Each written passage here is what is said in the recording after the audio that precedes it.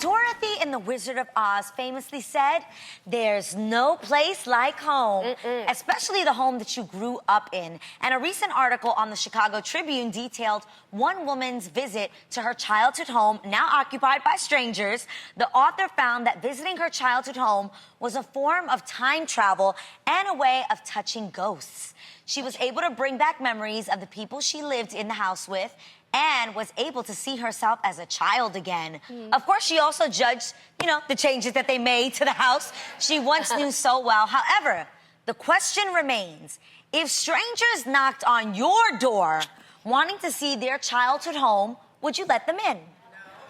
Well, I think I'm from the project, so I really don't think anybody gonna let me into their old apartment. Guys, it's fact. I'm just so curious about this because I've actually gone back to where I grew up in the Vladex in the Lower East Side, and I actually wanted to knock on the door, and it was empty. No one answered the door.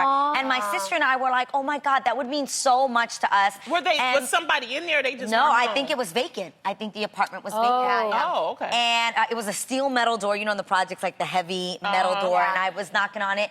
And one of the best presents I've ever gotten in my entire life was my sister actually went and took photos of the building that we grew up in black and white. She framed it for me and gave it to me as a gift for me and my mom. And when I tell you, we were bawling our eyes out because so much happened there that made us who we are today. So, crazy enough, this happened to me. Someone knocked on yours. Yes, girl. So me thinking about how much it would have meant to me to see my old apartment where I grew up with my tita, my grandmother. And I more than enough was like, absolutely, come on in. And it was an entire family. It was a father who actually built my house that I currently live in right now. That's so cool. From the ground up, you guys. Wow. He picked every marble piece, and he gave us stories and background stories. He's married to his wife, and they have two daughters. Did they call you, or they just came knocking at your door? They actually came to my house. It was last Sunday, and I wasn't there. Actually, Julissa and Tasha were there at my house waiting for me. I was coming home from church, and the girl stopped and said, is it okay if I could come in? And they said, well, we're not the owner, so we need to ask her. The girl left me a card, and when I pulled up, Julie gave me the card, and it was like my name.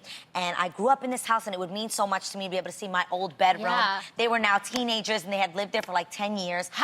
How did you know if he just wasn't a crazy fan or something? No, you know what I mean? So I actually knew background. I called Marta, who lives right next door to me. And she told me... She validated that it. they were the original builders of that home. Okay. Wow. So they built the house that I live in and the amazing stories that they told. They got emotional at times. Want to hear the craziest thing? The dad actually would leave town a lot and work in China, and the girl was home with her mom, and she didn't even recognize me. I looked a little crazy. And she was like... the mom was telling me a story and was like, one time to soothe her, I would put the Cheetah Girls on for her. Oh, and look at that. So sweet. And I was like, I was in the Cheetah Girls. Yeah. And she was like, wait, what? And it all made sense. And she's like, now I don't feel sad about not living in this home anymore. It feels like my older sister lives in my house. That's beautiful. And they stayed with us. We spent 2 hours